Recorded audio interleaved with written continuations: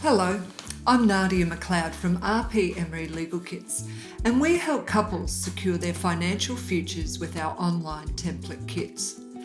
Nowadays, de facto couples are entitled to similar financial, property, and parental rights that apply to married couples. For this reason, it is important to be aware of the legal consequences of entering into a relationship or moving in with your partner.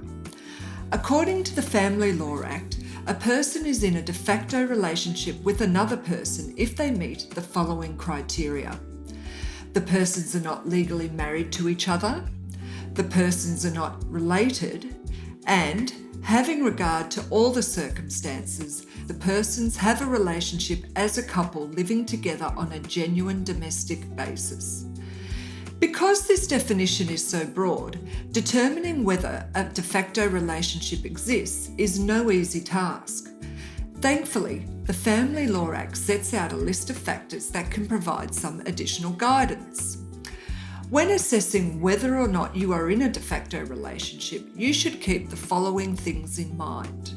The length of the relationship, whether you shared a common residence, whether there was a sexual relationship, the degree of financial dependence or interdependence, the joint ownership or use of any property, the degree of mutual commitment to a shared life, whether the relationship was registered under state law, the care and support of children, and finally, the reputation and public-facing aspects of the relationship.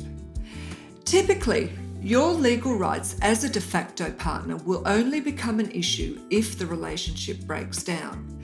At that point, you may need to work out how to divide property and deal with other matters such as finances. At RP Emery, we offer financial agreement kits and our legal review service that saves de facto couples the stress and cost of settling property matters within the family court system. If you'd like to learn more about our review service or the meaning of a de facto relationship in Australia, check out the links below.